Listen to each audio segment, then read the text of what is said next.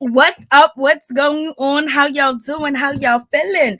My peeps, my peoples, we are in the building, peeps squad. What's going on?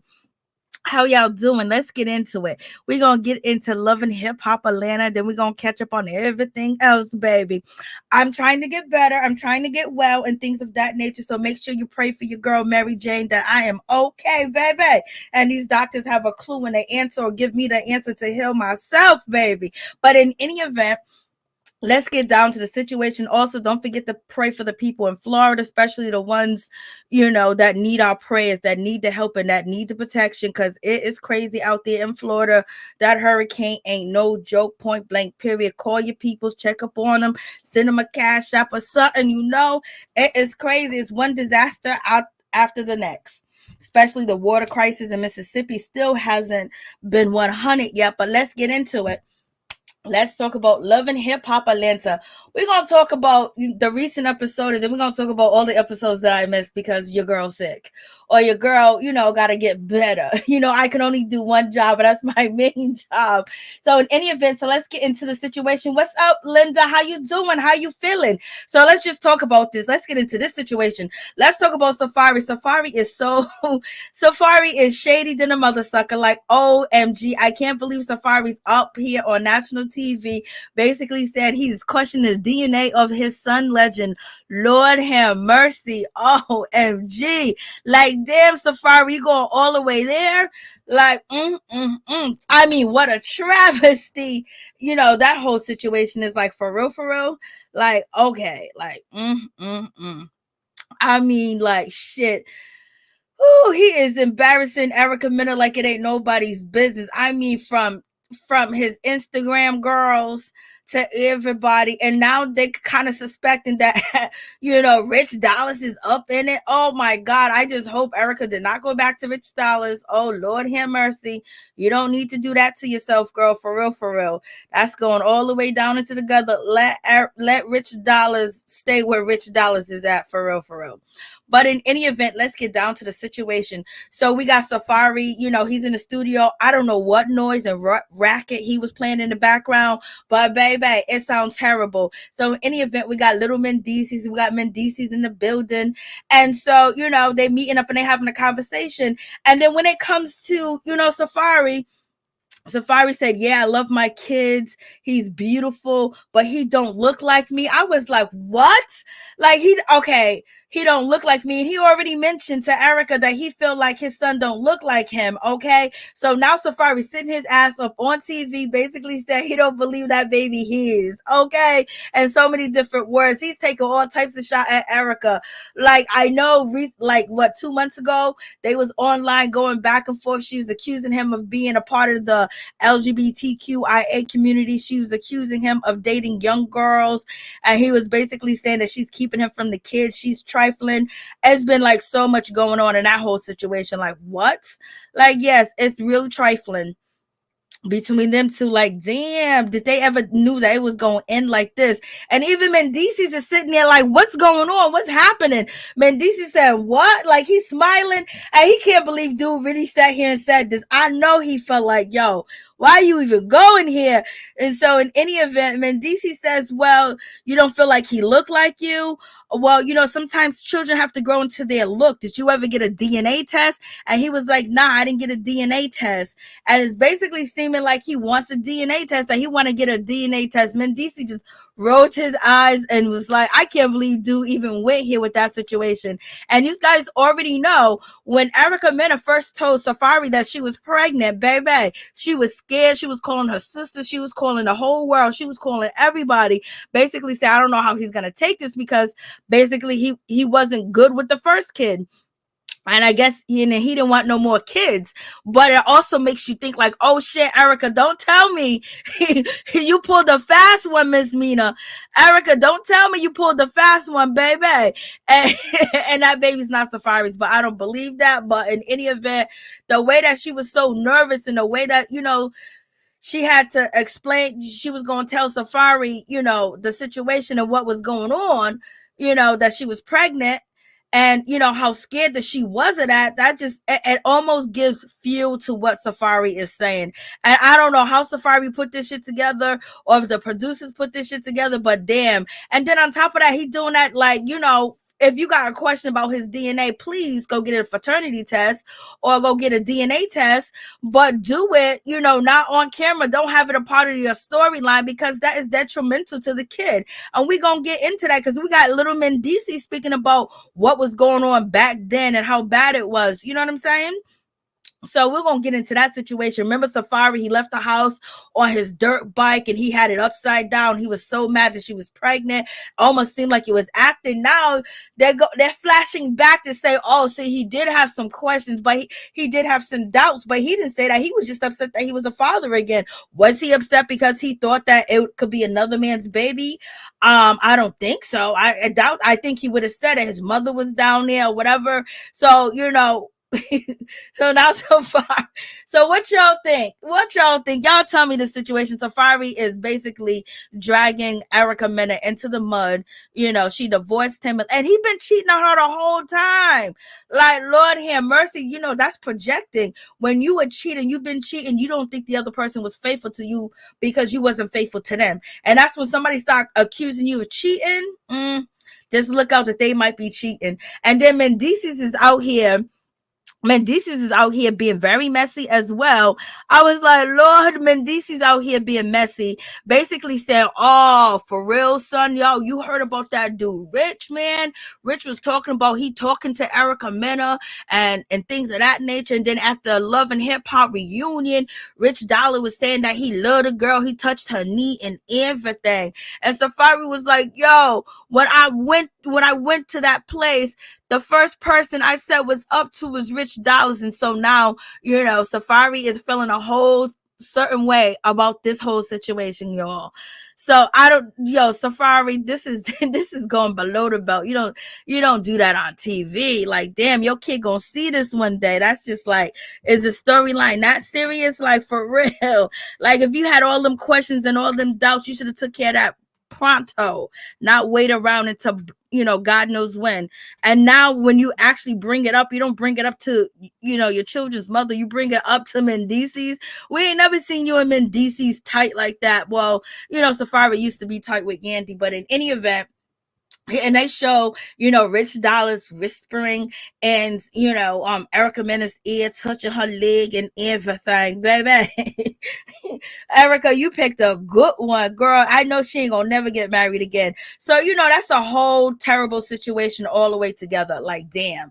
And then we get to Rasheeda, and we get to meet Rasheeda father. Rasheeda is a trip. Rasheeda done brought her sister on here. She done brought her nieces up on here, and she basically exposed their criminal record, their background, their alcoholism, drug addict, no jobs, and everything else. So, the father is not off limits. Now, Rasheeda done got her father into this storyline. Rasheeda don't play.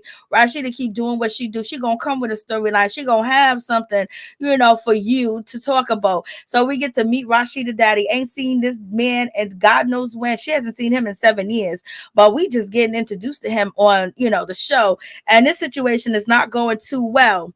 But Rasheeda remind me of her daddy. The way that Rasheeda be talking, the way she was talking to him, the way that he was acting, just like Rasheeda and just like Rasheeda's mother. You know what I mean, Miss Charlene. Like, what is going on in this whole situation? I'm just like, it's crazy. Hey, what's up? Make it make sense, Queen. How you doing? How you doing? What's going on? Who else want Erica Mena? I don't know. Rich Dollars. That's who wants Erica Mena. Rich Dollars. And so, in any event, so we got this whole situation where, it's going down. And Rasheeda basically is talking to her father, and he's saying that, oh, what's going on between us? It's not my problem. It's not me. It's you. I do nothing wrong. And Rasheeda and her mama, Miss Charlene, basically saying, you lying son of a B. Rasheeda was like, F you, daddy. She said, Rasheeda said, sorry, but fuck you, daddy. I was like, Rasheeda's cussing her father out. He said he didn't do nothing wrong. He's sitting there bold and bodacious, and he's sitting out there like, what? You call me up here? I'm in my skiing jacket, okay? I got my vest on from 1996. Y'all want to sit here and think you're gonna embarrass me? He cussing and fussing. Rasheeda cussing her daddy out. I was like, what is going on? Daddy's sitting here talking about a whole lot. Daddy said, it ain't my fault. It's your fault. It's your fault. I'm like, what? And she said, that's the problem, that my daddy's so mean. My daddy's so stubborn. He don't think that he do nothing wrong. You know what I mean? And this is one of the reasons why they don't have the relationship that they should have, because, he said he hasn't been around for 7 years because he's been sick. His health has not been good. He has not been well. So therefore he could not travel back and forth. And then he also says, look what I did. I did the best for you. I set you up. Me and your mama set up the foundation. Look how successful you are. Rasheeda said, you ain't do shit. Rasheeda's like, you ain't had no part in it. That's not due to you. And he was like, what? I set the foundation up. And he doesn't like Kirk at all. He's basically saying that, Kirk, married into money because he married Rasheeda and she's the business mind and she got it going on and she knows, what she doing out here in these streets, Lord. So you got this whole situation. And then Rasheeda is basically saying like, what? Foundation? And daddy, then the father gets up and he's basically saying, we're gonna need an effing psychiatrist in here. He was about to leave, but Miss Shirley roped him back in, and Rasheeda roped him back in a little bit. He crazy, but he ain't too crazy. He still wanted to be there next to his daughter. You know what I'm saying? Because at the end of the argument, they end up on a good note, not the best note, but he talk his shit. And that's it. Once he gets off his chest, and Rasheeda's like the same way. She talk her shit, get it off her chest, and she keep it pushing. So in any event, and the mother was like, Miss Charlene was like, you need to incorporate her husband too, because he does not like her at all.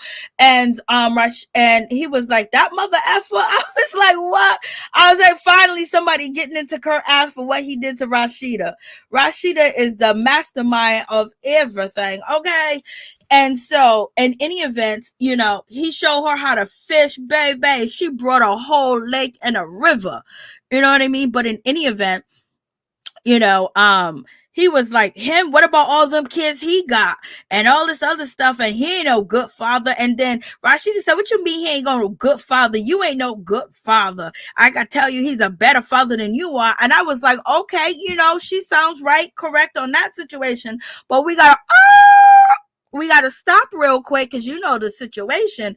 Kirk introduced us to his son, not last year, the year before last, that lives in New York, and he hasn't seen him for 13 years. He hasn't seen his oldest, his firstborn, for 13 years, and had no communication with him at all for 13 years. He went down to New York to find his son for a storyline, okay? Just like Rasheeda done found her father for a storyline, and they lined up for it, baby.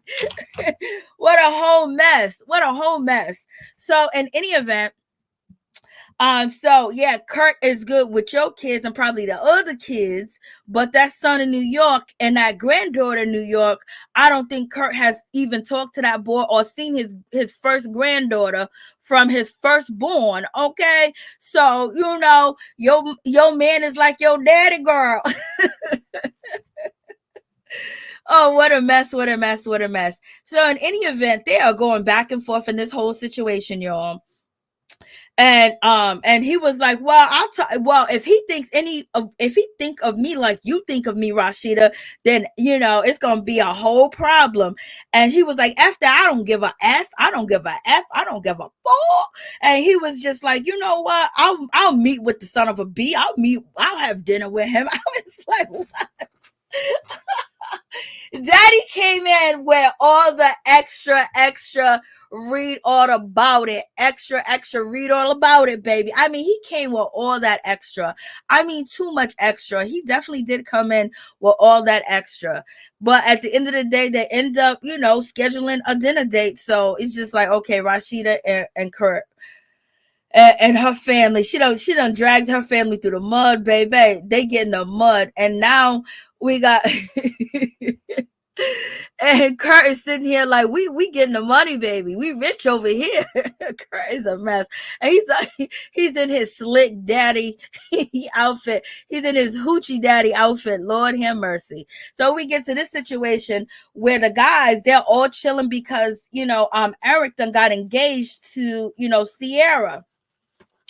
And so Eric done got engaged to Sierra. So, Kurt decided to throw him a little party, a little soiree, and some gambling. Because basically, he's saying that when it comes to Eric, that ring that he brought her and whatever business decisions they got going on, he's spending a whole lot of money. And basically, Kurt said that, she's eating up each and every one of his accounts, and basically saying that she is digging for gold and diamond, and she's getting it right out of Eric, and he's basically hoping Eric can win some money from the guys. But he's being shady, and he's throwing shade at Sierra, basically saying Sierra is spending all the money, getting all his money, baby. It is what it is. So Kurt was being shady when he did his little situation over there. So in any event, Jock was asked, was he messing with Meda?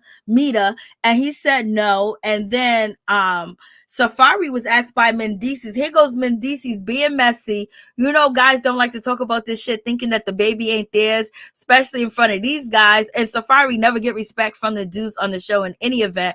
But Mendeecees being messy was like, yo, did you get that DNA test done, Safaree? I was like, what? Come on, Mendeecees. What are you doing? Yandy, what are you teaching him?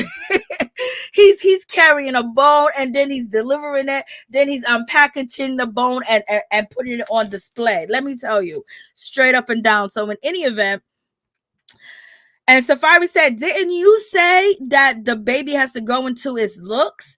And then Mendeecees being shady again, because Safaree was like, the baby don't look like me. It don't have my goatee, don't have my muscles. His son Legend just doesn't look like him, which is just like, damn. You said that kid feelings is gonna be hurt when he sees this and grow up, because he's gonna be out there on VH1. So in any event, Safaree was like, well, he's going to have to grow into his looks. And I was just like, damn. And so then Mendeecees says, well, Rich doesn't have a goatee. I was like, that is so shady, Mendeecees. You guys are getting this guy riled up. Safaree's getting all riled up. You know what I mean? He's getting all riled up, but he done, he messed up his whole situation with Erica. He was out here doing the damn thing. He knew what type of woman she was when he married her. She basically says that, she didn't know that he was going to do her like the way he did her. And he did her dirty in the public, baby. He said his biggest mistake was Erica. Then he's been out here with Instagram model after Instagram model after Instagram model. Lord, been partying, turning up. He hasn't been home. He won't go to the store, get no diapers. He won't order no diapers from Instacart, from DoorDash, from Uber, from Anywhere. Like, they really was going through it. But they're selling their house. That's the big ass house. I knew Erica could. That's too much money for her to have that big ass house by herself, for real, especially when they're breaking into these houses in Atlanta. Like, Sierra got her house broken into. Safaree got his house broken into. We got Marlo got our house broken into. Like, a lot of people. Caesar from Black Ink got his house broken into in Atlanta. So in any event, there's a whole lot going on in this situation. And Safaree kind of laughed it off a little bit. Safaree kind of laughed it off a little bit, but he's feeling a certain type of way. And then, then Safaree said, you know what, Rich? Speaking of that, what's up, Rich? I heard that you and Erica are texting each other now. Now you guys are talking. So what's up with that? That's all right. You gonna find out. And so then, Rich is basically like, yo, that's like calling the pot calling the kettle black. Like, what are you talking about? Rich Dollar goes into his monologue and he gets into, his confessional. He's basically saying, yo, listen, I was with her 2 years. I was with her 2 years and I was with her before him. So what is he talking about? When he got with Erica, he didn't tell Erica, he didn't tell him that he was with Erica. He didn't tell him nothing. And he took it on the chin. So what are he talking about? We was friends then. So in any event, the old man is about to get your girl Safaree, but Safaree didn't want Erica. If Safaree wanted any parts of Erica, he would have tried, and that man did not try. He was cheating.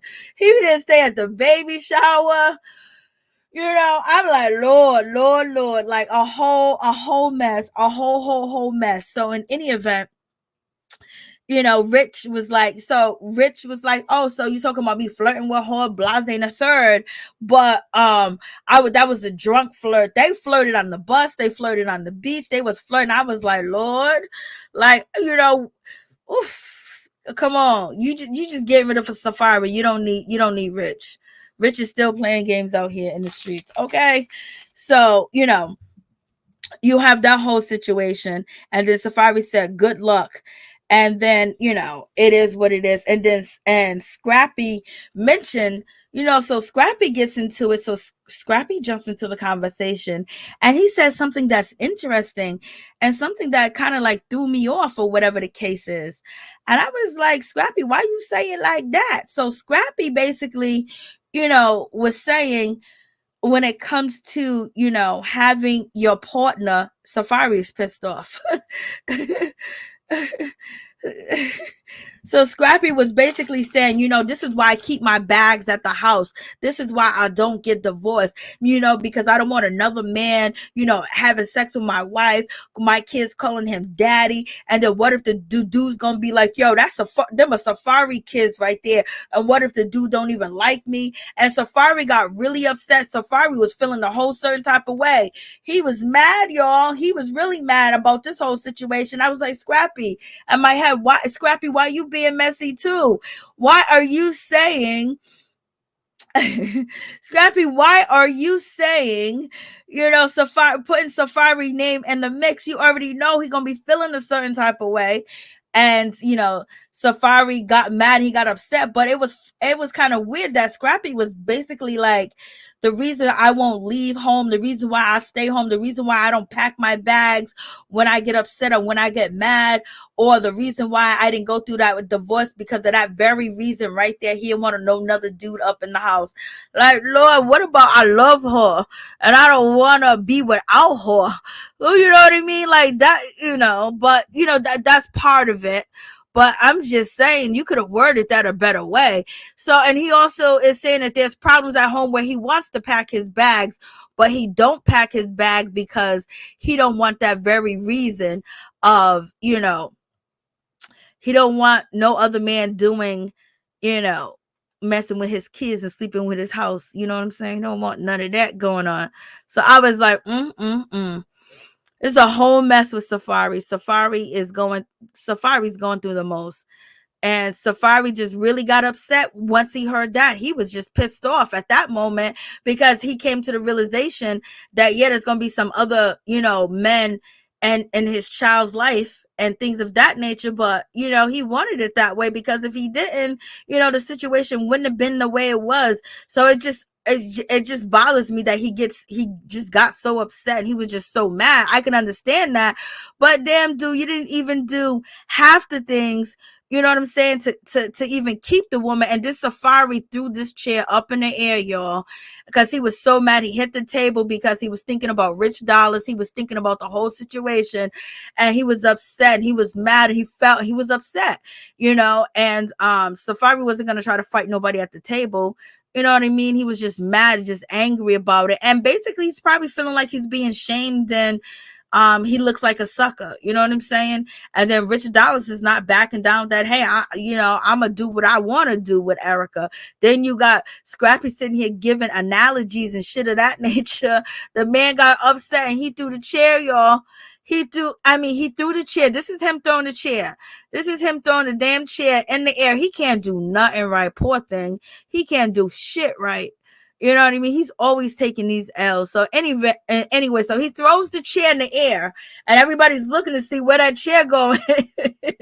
He throw it, towards the exit way, but somehow it ends up, and I guess he walks too fast or whatever happened. Then he smacked himself in the head with the chair. The whole chair hit his head. Like, this man, like Safaree, I be feeling so sorry for his dumb ass, because he just be making the most dumb moves, doing the most dumb shit. He be letting people get away with talking to him like he ain't nobody. Everybody considers him a joke. You know what I mean? Like, there's no way Scrappy would have said anybody else's name. He wouldn't have said Jock's name. He damn sure wouldn't have said Mendeecees' name, but he said Joe's name, okay? Because you the boo-boo the fool at the goddamn table. I can't. So, in any event, yes, girl, yes, guys, he done hit himself in the head with a chair. He can't even stumble off right from a scene. And then, Scrappy's basically said, ain't no love in them streets. Them streets are cold, baby, and they definitely are cold. They are cold, cold, cold. I'm like, what a mess, y'all. Scrappy pissed that man off so bad, and he's just like, Safaree was pissed. He was pissed. He just threw that shit in the air and then turned around and hit himself in the head. Like, where they do that at? How you almost knock yourself out? Then here is Safaree walking away with his head down. He's upset, childish, immature. Finish the conversation, talk like a man, all this other shit. It's just a sad situation. He drives off in his BMW. Go ahead with your BMW, Safaree. And then Mendeecees said, well, I think he's really upset because you said because he was thinking about Rich, with his girl and basically calling the kid's daddy. And so Rich Dollars, he jumps in and he says that, when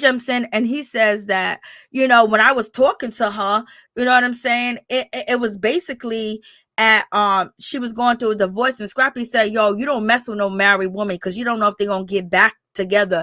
And that's a whole different total situation. That's a married woman. You don't do a married woman like that. So he basically checked Rich to tell Rich, like, yo, that's a wrong move to do that. And nobody else tell Rich that's a wrong move to do, because nobody respects, Safaree.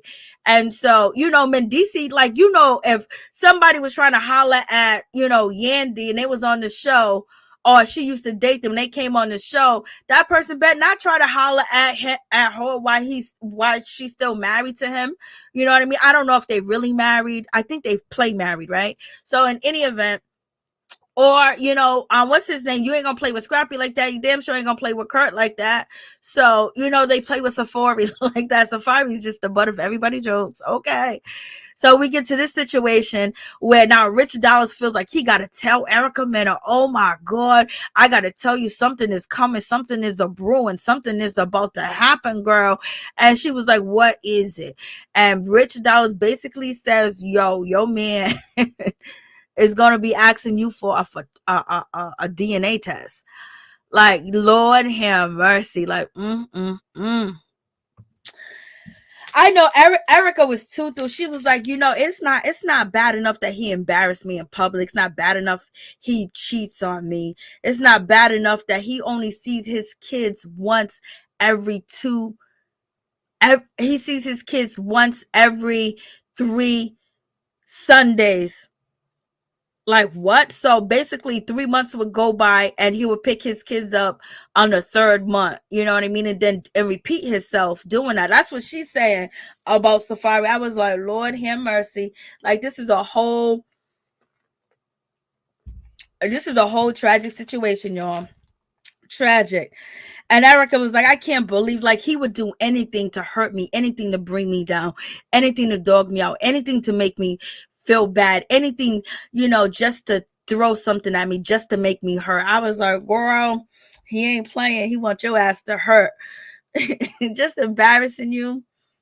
Well, he's embarrassing himself and he's hurting his children. That's for sure.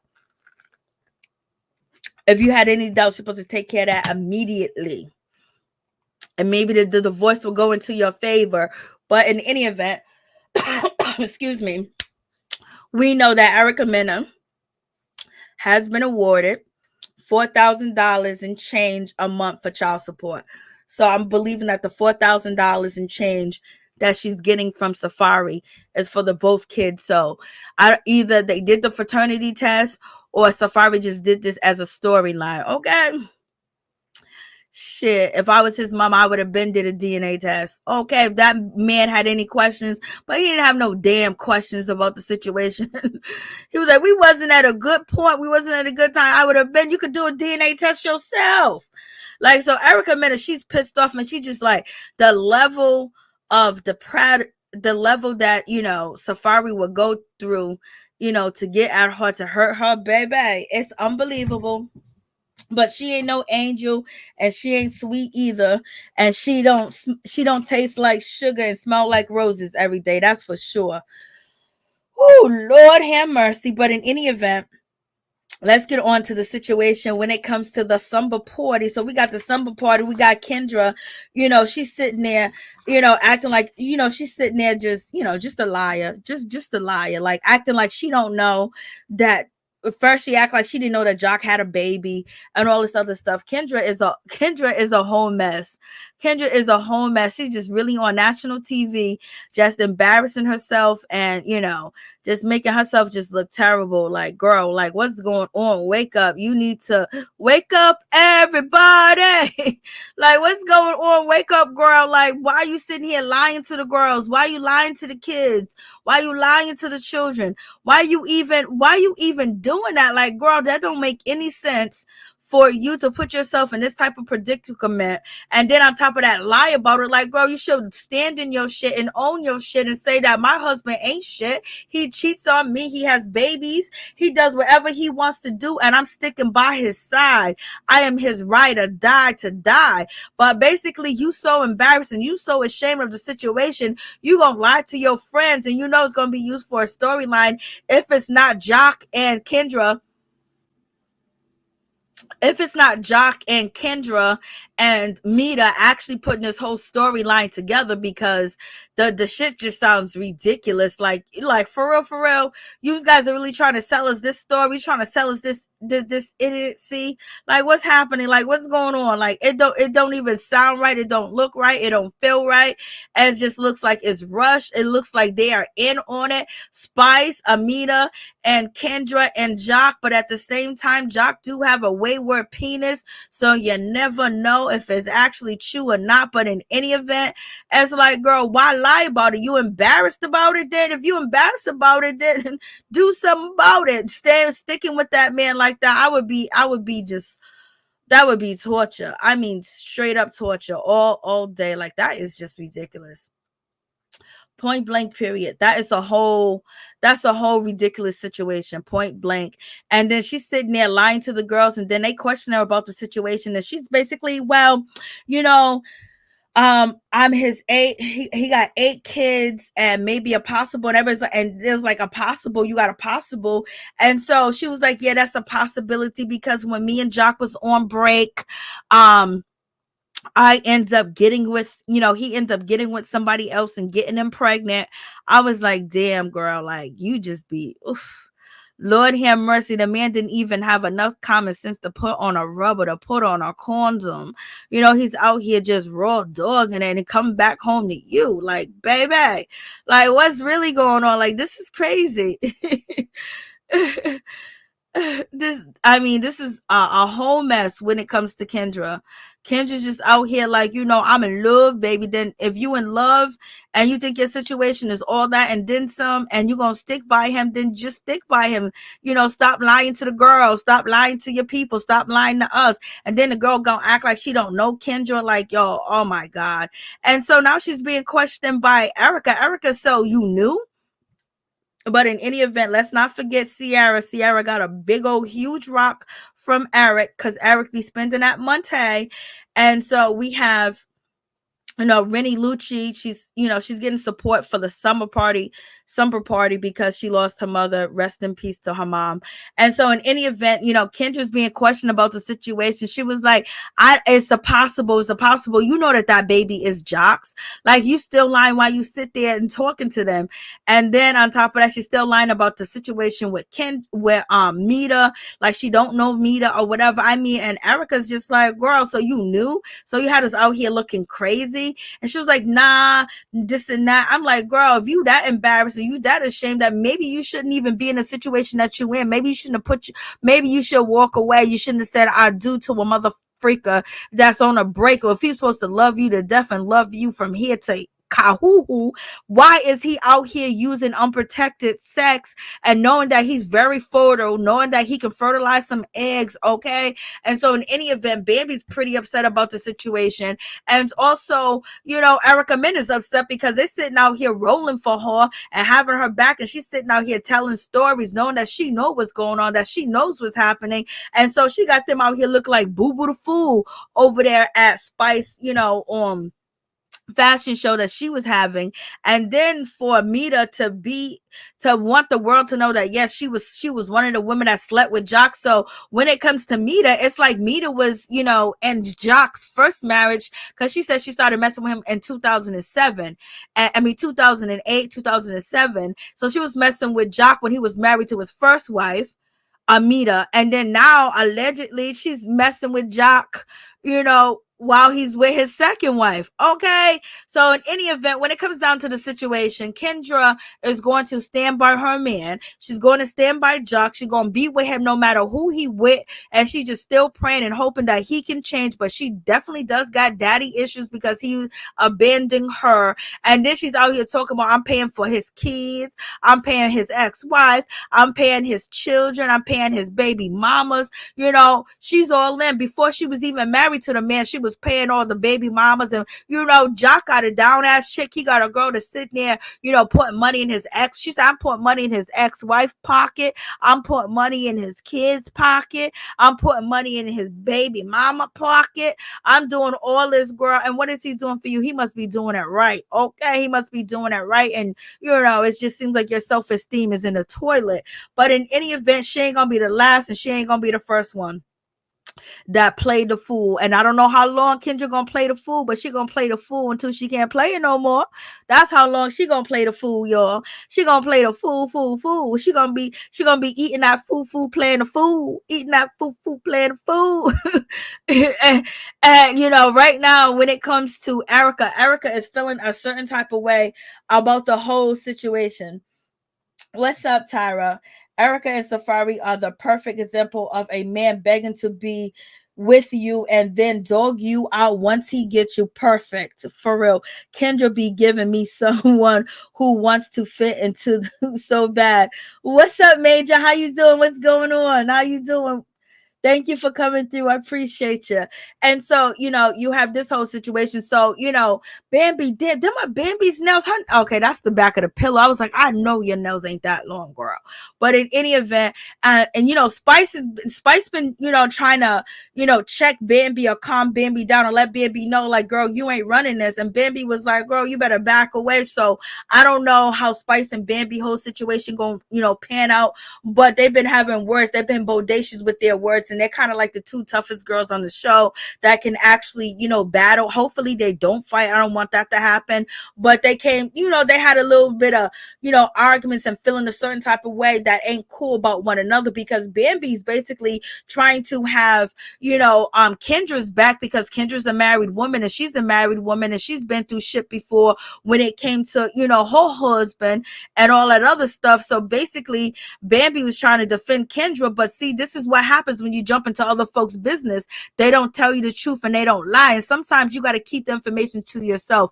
You have to decide whether that person is worthy enough for you to give them that information. And when you give people that information, you also got to think, what if they decide not to, be my friend anymore. Because some women and some men, when you tell them the truth about their partner, they will basically brush you off, or they'll tell their partner that you snitched, and then their partner will basically do everything to have you not around. So when you tell your friend the truth, you also have to be prepared for the consequences as well, but sometimes you can have some good friends that know the deal. Okay, you told me, blessing the third, thank you so much, and they won't go back and tell the man or the woman that you gave them the information. They just got the information, they know it, because then it's going to cause a problem when you guys chill on holidays and want to go out to the park or to the beach or go to the concert and things of that nature, go out for drinks. So you just got to be wise of who you tell things to. So in any event, so they going back and forth over this situation. And so, Bambi's basically saying, well, she said these dates. And then Kendra said, she said these dates. And then you got Spice saying, well, it was 2009. And so now, Spice was like, you know what? I'm going to bring you upstairs and I'm going to talk to you privately. And that's basically what happened. And, Erica feels played about the situation. Bambi's laughing and Bambi's trying to keep her cool as well. And when it comes to Spice, she's in the middle of this shit.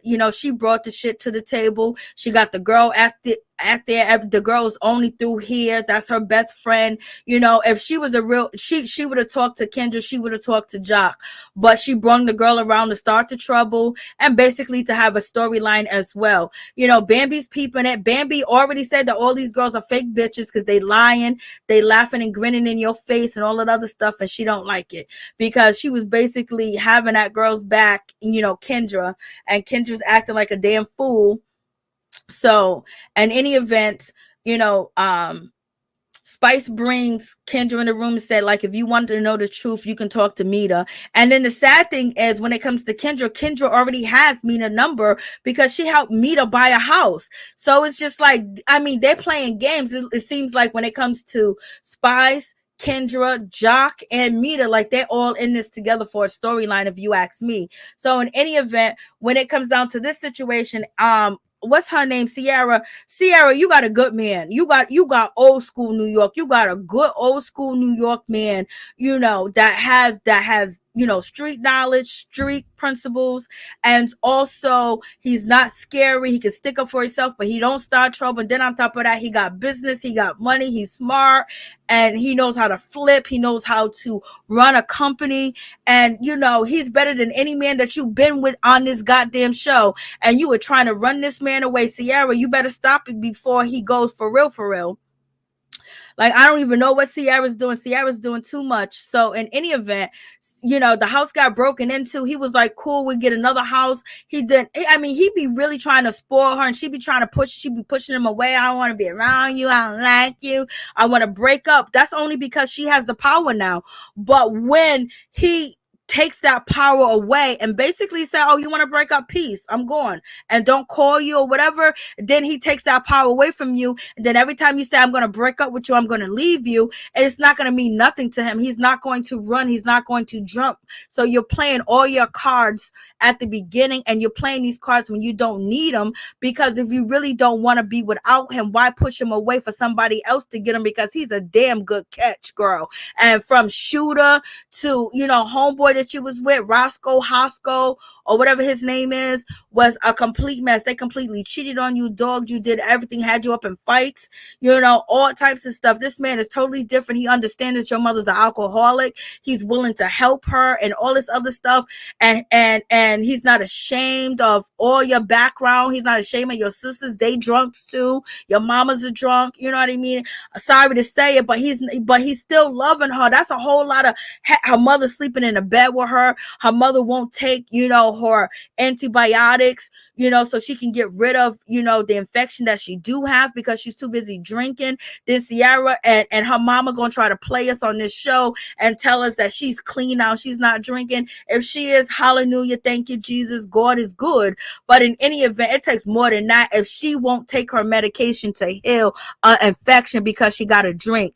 And now you're gonna dress up and tell us that she's not drinking. She clean. And Ciara, this man is doing a whole lot for you. And girl, you doing too much. You doing too much. And then this man sat there with her pastor, and he said Ciara hid everything from him. He said that she made it look like it was perfect. She made it look like it was good. She made it look like everything was just, I mean, just beautiful with her.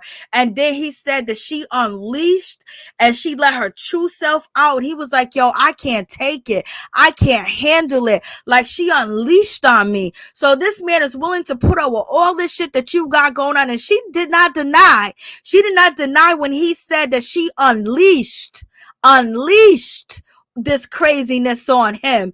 And he said, I'm doing everything I can. And her pastor was looking at her like, let me show you the little clip of her pastor that was looking at her. Your pastor gonna take your man. You know what I mean? The pastor told you to get rid of your man. Shit, I wish I would. Bitch, you better not tell me to get rid of nothing. Get rid of your man, okay? If he ain't beating me and he ain't cheating on me and he ain't no predator and all this other stuff, you know what I mean? Like, you better fall back, because the first person to tell you to leave your man be the first person trying to sleep with your man or hook him up with their niece, their daughter, or somebody else. So don't be falling for no traps like that, for real. So in any event, I want to get to the clip of the pastor was looking when he told the pastor that she looked at Ciara with so much disgust, and I caught it. Let me see. Okay, so where is it? This is how she was looking at Ciara after he told her what Ciara be doing, and it's like she knew. She's looking at Ciara. This is the way the pastor is looking at Ciara. Like, oh my God. Kendra would pay. Y'all think Kendra would pay my? Yo, girl, I want her to pay my bills, baby. Facts. So what's up, April? How you doing, baby? What's up, Phil? How you doing? What's going on? I missed you too, baby. Letitia, Frazier, what's going on, Phaser? She's not made for TV. She's not made for TV. She's a horrible actress, and I don't know how she's a lawyer. Nothing that comes out of her mouth makes sense, and also a horrible liar. I thought that lawyers were good at that. Oh shit. Oh, you reading down to the ground, baby. Oh boy. I'm telling you, we're not done, because I covered the current episode. We're just gonna go down to all this bullshit that they've been giving us, because it's gonna get even better, but they gotta stop with some of this fake shit, but it's gonna get even better. That's why I wanted to catch up on it. I just been sick, y'all. But in any event, so this is how the pastor was looking at Ciara. And Ciara was like, well, he can go. I don't want him to be here. And she basically is telling him he can leave. The pastor said, well, maybe you guys should have separate residence. And she was like, yeah, I want him to go. And he was like, what? He been moving all over the world with this girl, from New York to Atlanta to everywhere with Ciara. Ciara, you gonna mess up. And he ain't gonna be as addictive as he is to you now, because now his heart is always pounding. He's always worried that he's not pleasing you. He's not making you happy. He gonna leave you. Then he gonna realize that you ain't gonna leave. And then the power is going to switch, because you're gonna really realize, after you done drug him through the mud and tumbled on him and threw the tree and threw garbage cans and ran over him with a car and threw gasoline on him and beat him with a tree branch, you're gonna realize, oh my God, he really loves me. And then at that point, he's gonna be on his way out the door. And then you say, I'm going to leave you. You're going to be too scared to say that. You're going to be trying to keep him around you, girl. So hopefully you just faking this for TV, because that's a good man that you got. You got old school, good New York. You got a man that is smart. You got a man that is educated. You got a man that respects his mother, respects his father. He grew up in a 2-parent household, and he ain't got no goddamn kids. He ain't got no baby mamas. He can buy a house like this. He can buy a car. He brought you that custom made car. You guys can see on the screen, that big big old diamond that she got on her hand, and then he caters to everything that she wants. You know, he goes, I know that you were spoiled, but he's saying that there was some other shit that Ciara has that is unleashed. So we already know that she, you know, transfer her whole look, and you know, she got some insecurities and some issues. And her pastor said that she needs to heal from her marriage, her first marriage, and she needs to heal from her childhood. So she's been through a lot, and so he understands that, and he's still sitting there trying to work with her, bringing his mother in to help counsel her mother and help her through this process, because he lost his father due to, you know, cirrhosis of the liver and alcoholism. And it's like, this girl is playing these games with this man. Like, ooh, you don't get men like this. Not in 2022, baby. Ooh, Lord, girl, you better stop it. I know the girls are knocking. They're trying to knock his door down, and you kicking him out to the street. He gonna find shelter in another bed, baby. But see, he won't do that until he knows it's actually over, because he actually loves Ciara. And so he's just so upset. He can't believe it. She's like, yeah. And she's looking at him like she wants to see the pain in him. She wants to see him get upset. She wants him to get him frustrated. She wants to see some type of emotion from him, because it makes her feel better. And she's like telling him to go. And she's looking and just waiting for him. And he's like, okay. He's like, I don't know. I moved here. I moved there. I got this house for you. Got that house for you. I'm doing all this and doing everything you asked me to do. And you're going to tell me you don't want to live with me? You kicking me out? Like, yo, this is some bullshit. What's up, Pamela Corder? How you doing? Like, this bitch is messing up. She's messing up, baby. And so she must have them good qualities that she has overrides. He said she unleashed. When somebody says unleash, he's talking about spirits. He's talking about demons. He's talking about possession. He's talking about just shit that, like, yo, nah, man, this ain't you. You know, you really find who somebody's true colors are, you just be like baffled. Look at Pastor. Pastor's about to send him to her daughter or her granddaughter. Okay. And he's just like, and she was like, yeah, I want you to go, Eric. Peace, Eric. I'm like, what? So, you know, so that was that episode. And I think that's it from the recent episode. So we're gonna get down to the Bambi. We're gonna get down to the Bambi situation and Mama D, the conversation that they had. You know what I mean? Like, I'm just catching up and just talking about the show with y'all, with my peeps and my peoples, peep squatters in the building. Please don't forget to like, comment, subscribe, and share the video, y'all. It'll be greatly appreciated. So, you know, it's a whole lot going on, but you know, Mama D and Bambi are about to, you know, have this conversation, baby. And, you know, they're going to get to it. And so, let me see if I'm at the right place. It's a whole mess. It's a whole mess. So, in any event, so we have Mama D and Bambi, they about to sit down and have this conversation, because, you know, Scrappy done already went to Mama D's house and everything like that.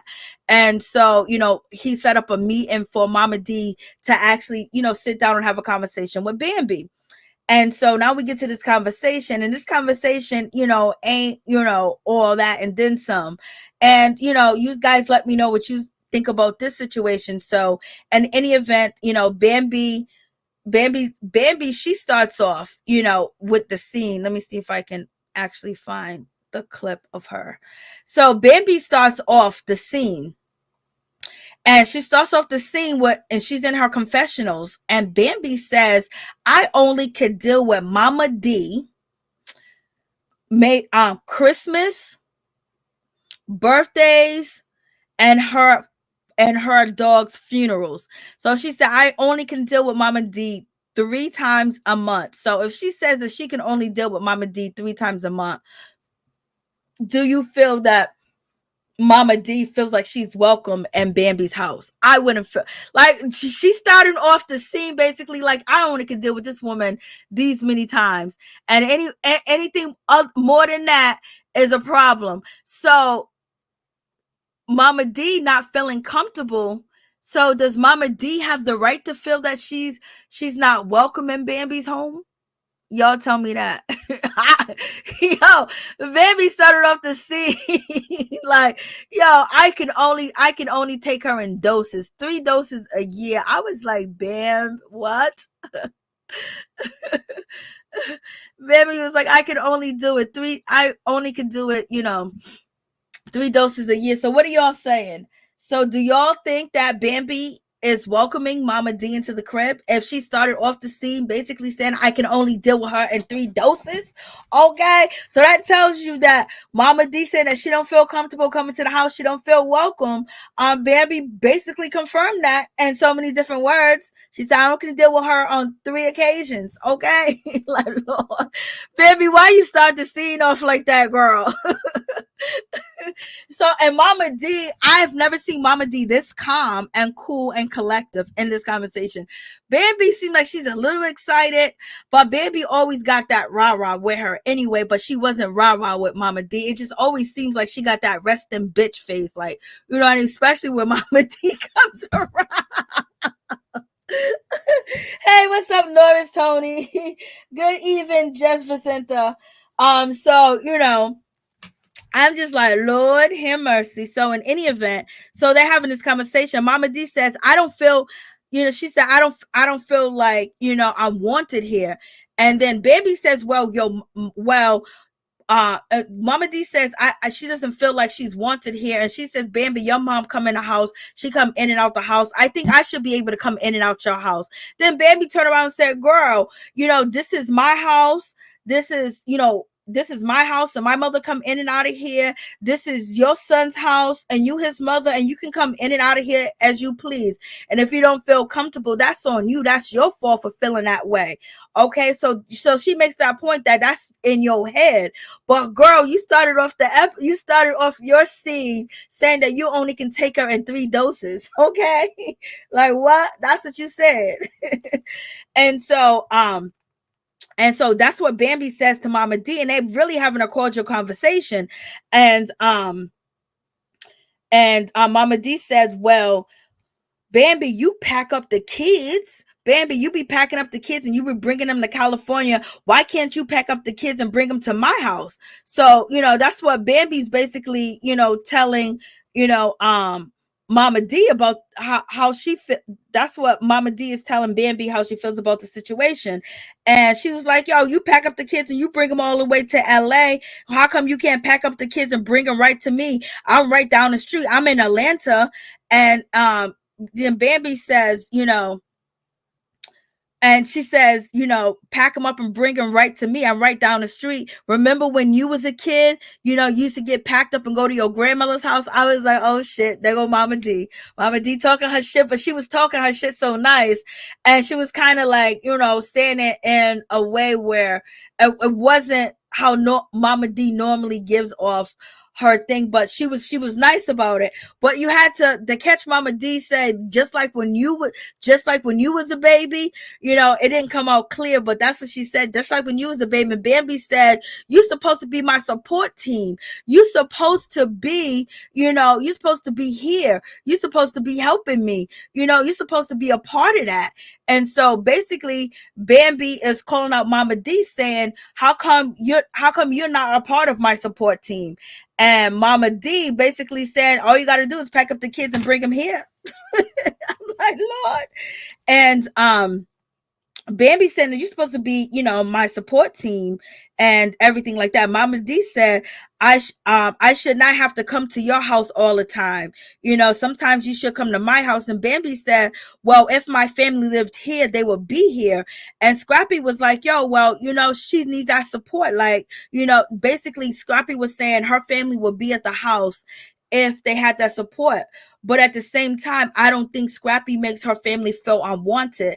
And Scrappy has a good relationship with her family, and Mama D and Bambi don't have a good relationship. There's shit that Mama D did to Bambi. There's things that Mama D did to Bambi. So Mama D may not even feel welcome just because of what she said, how she said, and what she did. And, and Bambi may not feel welcoming to Mama D because of what happened at the same time. And also, Mama D is not an old, she's not a fool, so she know when she's not wanted. And Baby clearly said, Mama, I can deal with Mama D in doses. It's like, Lord. Safaree got a NDA. He did? When Hey Rare Diamonds, Black Queen, is that when Erica Mena was on a rampage telling all his business out here in the streets, that he's a part of the LGBTQIA community, he messes with young girls? That's what she was saying on the Instagram. The fact that Bambi tells her off respectfully. They are too much. And so and I don't think their relationship's still not there yet. I don't know if it's ever going to be there, but we're going to keep going. So in any event, this is that's what Scrappy said, basically saying that, Bambi family will support. And so Bambi got like what, 12, 13 brothers and sisters, and all her brothers and sisters, they all got like 5 or 6 kids. Bambi said that she's the only one in her family that only got 3 kids. Everybody else got like 5, 6, 7, 8, 9 kids. Like she said, her family, like they have babies. They be rocking with the babies. Okay. So in any event, that's what she said in the interview that she did like a few months ago, maybe like 6, 7 months ago. And so in any event, Mama D says, excuses. Y'all can pick them kids up and y'all can bring them to my house. Then Bambi said, that's too much to do. It takes me like 4 hours to get ready. It's 3 kids. It takes so much to do. Like, I'm so tired. I'm so worn out, getting these kids dressed and getting myself dressed and pack them up in the car. It's just so difficult to do that. It's just so hard. So what y'all think? You think Bambi is giving excuses after excuse? One excuse is good, but like they could make the time to see each other, okay, to bring the kids back and forth. But I know a lot of grandmothers today are traveling to their daughter's house. It's not like it was back then where, a lot of kids would just drop their kids off at grandma's house and speed off, baby. It seems like the grandmothers, today have to go get the grandkids or have to be at the house to see the grandkids, and in some places it seems like the roles have reversed. So in any event, Baby can definitely make the effort, you know what I mean? She could definitely make the effort, but if she only can take her in 3 doses, why Bambi is not going to be driving down there to see Mama D? If she don't want to go see Mama D, she don't got a relationship with Mama D. She didn't call Mama D when she was dying. So what makes you think that she going to get up on a Saturday or whatever day of the week, dress them kids and everything and bring them down to Mama D's house? That's not happening. And I believe it still hasn't happened. I don't believe it happened at all. Cuz it has not happened. I don't know if Mama D even seen the grandkids, Lord, since before their beef. Like they've been beefing for a while, but publicly. And so in any event, moving on from that situation, so Bambi says that, and Mama D said, I know it's difficult, but Mama D said that you ain't the only one that had to get 3 kids dressed and get them ready and bring them off to grandma's house. It's in every childhood book. Off to grandma's house we go. I was like, what? So Mama D said this in her confessional. She was like, girl, you ain't the first and you ain't the last. Since when you heard of mother won't get 3 kids ready and get dressed and bring them to grandma's house? She was like, girl, like that's a part of the plan. It's in every childhood book. Off to grandma's house we go.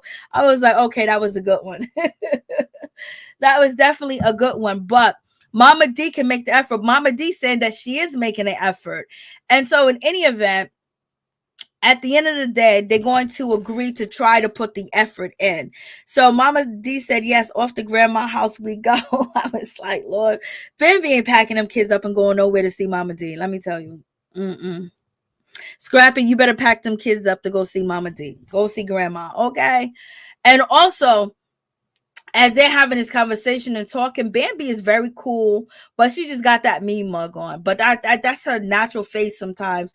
And Mama D is very calm. Mama D got her hands folded. Mama D's talking low. Her voice is not raised. She is just basically being, a Christian lady right now. Okay.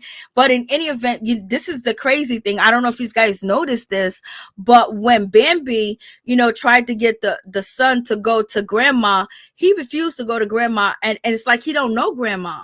He don't know grandma at all. He's too big not to know who grandma is, and I want to run and hug her. So basically, this whole situation between Bambi and Mama D is for real, because the kid don't even want to go next to her. I mean, that kid ran, almost flipped over the other couch and ran into Scrappy's hand, and Bambi's trying to bring the son to Mama D, but he don't even know Mama D.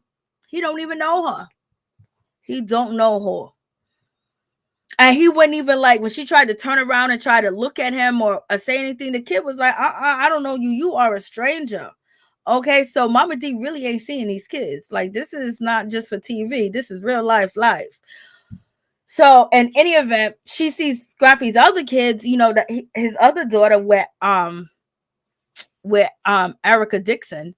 So in any event, she's trying to get his attention. The little boy's like, no, not today. I don't know who you are.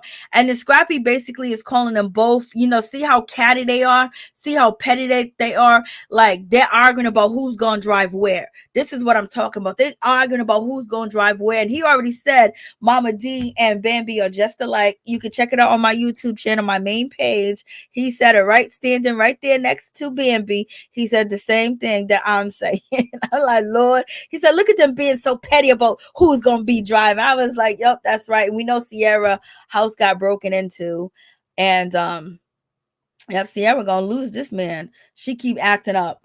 And so in any event, we get down to this whole situation where we start talking about what Jock was doing with his, in. So basically, Jock meets up with the boys with Scrappy and Rich Dollars, and then you got Jock. He's there, and they're basically asking him questions. Did you have, we heard that you got a mistress. We heard you had a baby on the way. And he basically, and I don't even know why, homegirl put this on, but this girl looks terrible in this outfit. Who made this shit for you? And why you put this on? And why your wig looking like that? Like, damn. And so now she goes over here to, Bambi's house, acting like she's distraught. I mean, she's going to start crying and acting like a whole heathen, acting like a whole fool, a whole idiot, a whole, like, girl, what are you doing? This is bad acting, knowing that I mean, it just made her look bad. Like, her character was good on the show, but you need some redemption, girl, because you look a mess. A whole mess with you sitting there lying. And so Bambi's like, oh my God, I'm gonna have to tell this girl the worst things in her life, the worst things that going on in her life. And so Scrappy asks Jock, like, what's going on with these rumors? And he goes, everything that you hear out here in these streets, my wife is privy to it. She knows. And he wasn't lying. He was telling the truth, and Scrappy was like, well, your wife is over there at my wife's house, and they feel like they got some information to tell her. And so he was asking her, so is it true? And so Jock said, are you asking me while I was a bachelor or while I was engaged to be married? So what are you talking about? Let's get to it. So Jock basically, he already answered the question. He told them, listen, she knows, okay? And he was being 100. He was like, she knows. He knows it's about the shit's about to hit the fan. I don't know if they faking, y'all, but it just feels like they faking. And here's Kendra with this badass wig. This wig looks terrible. Look at the edges. Look at the end of it. Just look at it. This looks like a cheap wig, girl. Oh my God. And then and she making these ugly ass faces. Yes, she is trying to get a Academy Award. She's trying to get an Oscar. She is doing too much. Like, girl, do you want to be an attorney or you want to be an actress? Pick one. Like, she's doing too much. And so, in any event, what's up? What's up, Top Bugatti? How you doing? What's going on with you? Mama D shouldn't want all those kids running around her. You know what? Mama D just recently gave us a what do you call it? A tour of her house. And I don't see how the kids can run around in Mama D's house. She got a big backyard, but the house is like a museum. It's all glass and everything. It's all fancy. Unless there's other rooms, but look at you. Look at you. You're too much. Child, pick up on energy. Children pick up on energy. I see what you're saying. Blessings to everyone. Thank you so much, Tom Bugatti. So in any event, so we're going down to this situation. So now we got Kendra putting on all types of acts and everything. Like, Lord, Jock, you got this woman out here on TV acting a fool for your ass. Karlie Redd was already acting a fool. Now we got the attorney acting a fool. And so in any event, you know, they asked, you know, she's sitting there, and the information about to hit the fan is about to hit the fan. And then she acts like she doesn't know, you know, Amita, but Jock don't be around Amita. So this was around, you know, 2018, 2019, before the pandemic hit. This is when, you know, Erica Mena and Safaree was having that party right after they had the baby, and she was there, and she was doing business with Jock, and she was buying a house. She was getting help from Kendra to buy the house, and Jock gave, you know, Kendra Amita's number. You know, so she knew about this woman. She knew about this woman. She even called this woman. She even talked to this woman. So you're going to tell me as an attorney, you didn't say, oh, well, he told you he used to F with her. So you didn't ask her, you know, when did you guys date? How did it end? When did the relationship start? When did the relationship end? Every woman's going to ask that question. Like, Lord, especially if your man is Jock Steele. That's all Kendra say. Jock Steele. Like, that don't make him any different. He's still Jock the rapper. Okay, girl. Jock Steele don't remove his cheating, his infidelity, him wayward out here busting in everybody and just leaving it there. He don't care about no consequences. Like, Jock Steele. I'm talking about Jock Steele. Like, girl, shut up. Everybody say Jock. She wants to make it like he's different with me. No, he's not different. He cheated on each and every one of his baby mamas, his wife, and everything, and he's doing the same thing to you, girl. So what are you talking about? Like, girl, you better, you in fantasy land. And I understand why she's in fantasy land, because she was abandoned by her father. But in any event, so Erica is bringing this up. Erica's like, you know, Jock has definitely been around her. You know what I mean? Even you got Scrapp. Scrapp is there with the girl that he was dating, and Blase the third. So they go back to this whole situation. And so we got Kendra. She finds out the information. Girl, did you hear? We heard the information that Jock got a baby on the way. The cousin said something on Instagram, and she said, it's this baby, it's his baby. And then it's this girl, Amita, basically saying that she's been sleeping with him up until 2021. And she was like, I don't know who no Amita is. I don't know who a baby is. She was like, this bastard, why would he do this to me? I would never marry him. Just lying. I mean, just lying. I mean, she said he just lying to us, girl. Thank you so much, Top Bugatti. I appreciate you. Jock is gross, just nasty, having sex with all these women, ain't never used no protection. Ooh, we disgusting, baby. Yes. He would be at the, you know, I would have the home house kits, you know. They test for all. You can go right to CVS, Walgreens, you know, your local drugstore, and get them tests. They can test for gonorrhea, herpes, HIV. They can chlamydia. They can test for all types of stuff. I have them right at home, baby. You want some of this cookie? You're going to have to take this test. So in any event, so she's like crying, like, I can't believe this. Why he lied to my mama? He lied to my daddy. My daddy died. He was on his deathbed. Oh my God. Like, yo, you that fake chick? You that fake? You are that fake? Like, yo, you know Amita. You helped her get a house. You got her number in your phone. He told you he used to mess with her. Why are you putting on this show for Bambi and Erica? This is a bad look. I know they say attorneys are liars, but girl, your lie, we can detect. Look at all this she doing. She doing all this, y'all. She's doing all this. I mean, she's just crying up a storm. She's just doing all the emotion and the ocean and the movement and everything. She's like, I want to know. I want to know. I don't want to be in the dark. I would have never married him. I would have got this marriage annulled. And Erica was like, yo, you don't know. You don't, Kendra, you don't know Meda. She's been around. She's been everywhere. We seen her with Jock. She's been around as of recently. She was like, I don't know. Lying right to Erica's face because she does know. And Erica's explaining, like, yo, she's been around. Kendra was like, well, call her. What's her number? And the sad thing is she has her number. Kendra has Meda's number because Jock gave it to her. And so now she's calling Jock, and basically saying, who is me? Jock is telling the other guys, Meda is just business. He ain't messing with her and Blase the third. That's what he's telling Scrappy. And he's telling Rich Dollars while they sit over there at the Cigar Lounge. You know what I mean? And she's sitting over there crying. Erica's reliving being cheated on and crying on TV about Safaree. Bambi's reliving her situation. This girl's sitting here faking, fugazing, and playing and everything. I mean, she just sat up there like, I would smack that B. I would have to smack you for messing with my emotions, but they got paid for this, okay? So regardless, but it also takes away from your credibility, Bambi, and also Erica Mena. It seems like you guys are in on this. Like, she's making y'all look like fools and shit like that. You trying to have a girl's back, and she's sitting there knowing everything that's going on.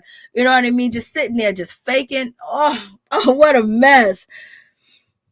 I'm just like, what is it? And then it was like, well, we heard that she was messing with him from 2016, 2008, 2008, 2007, 2016, 2018, 2019, 2020, and 2021. That's what she said. And then, what's her name? Miss Liar over here was basically saying, well, we were living together in 2015. Okay, of course Jock cheated on her in 2015. Like, come on, let's not be stupid. Let's not act like Jock is a standable guy and he's addicted to just her coochie. No, he likes coochie, coochie, coochie, and coochie, and coochie. Okay? He'll put a ring on it, but he's still gonna get some coochie. Either she's down with it, but she's afraid to admit that she allows Jock to have his indiscretions when he mess up, when he slips, when he falls off the wagon, when he can't be faithful no more. And so, you got this whole situation. And so she calls Jock up, and Jock was like, girl, I told you about her.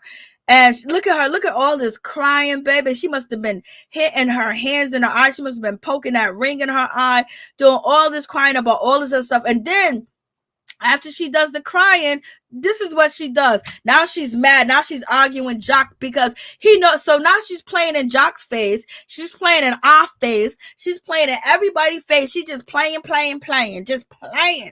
Okay. She went from crying to devastated to, I'm going to get this marriage annulled, to mother effer, you playing with me.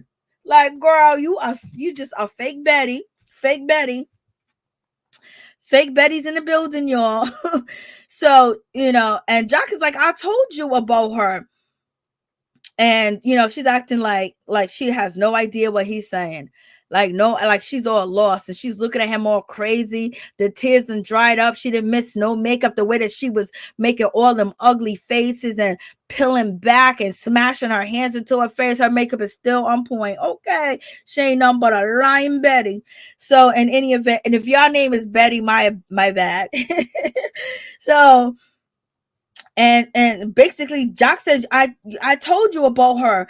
I told you that we used to F and she wanted to buy a house. And Jock is like, yo, I'm trying to be open and transparent as possible as I can be with you. And Erica was asking a confessional, what would you do? She said she would cut it off and make Jock eat it. Like, Lord, like, what's going on? And so, so she's basically, so he's telling her that, and Kendra's like, we had this conversation, I didn't know who she is. How do you not know who she is when you talk to her? When he told you who she was, when she was at events and you seen her. And also Meda confirmed that when they was at the event, Kendra wanted to leave because she felt uncomfortable. You know what I mean? So she knows about the girls. So she's sitting there playing these games with Erica and Bambi, knowing the whole time she knows everything that's going on. What a shame, what a shame. Jock is like, why are you falling for this? She ain't falling for this. She's acting because she's embarrassed of her choices and her decisions that she tried to make. And also she needs a storyline because this woman do not care if Jock is cheating on her. Okay. She do not care. I mean, like, she's not going to leave him. They'll have right now. It's just like with Jock leaving the toilet seat up when it comes to his cheating, like, cause she got to be used to it. Like, let's not play no games. And so she goes, so you've been with this woman since 2015? You've been with this woman since 2015? Because I was with you. And if you better tell me no, you better tell me no. You better tell me no. Jock said, call Meda. And see, Jock is right here. This is on the screen where Jock is telling her on FaceTime, like, I told you about Meda. Maybe he didn't tell her the whole story, but he gave her the breadcrumbs, the phone number, and they were supposed to be doing business together. He said he ain't fucking with her no more, but yet he's still messing with her if he's telling you to call this is this girl number, she's trying to buy a house. Order for him to know that she's trying to buy a house, that he's still in contact with her. So therefore, you as the woman, you as the investigator, you as the attorney, as soon as you speak to her, oh, you looking for a house? Yeah, my future husband gave me your number. How long have you guys been messing? Are you still messing? When did it started? When did it end? Blah, blah, blah. Let's have a cup of coffee. Let's get a cappuccino. Here are the rates for this community. I can give you this deal. And basically, you're supposed to be asking her questions. Don't you cross-examine people? You wouldn't cross-examine her while you're on the phone talking to her, Kendra. Like, you trying to play on us. Just because you're a lawyer don't mean we stupid, girl. So I don't know who's worse, Jock or Safaree, girl. I don't even know either. I don't know either, girl. I don't know. And so Jock says, you can see it on the screen, when I told you I used to F Meda. And basically, he's saying this to her right in front of her face. You know what I mean? And so she knew.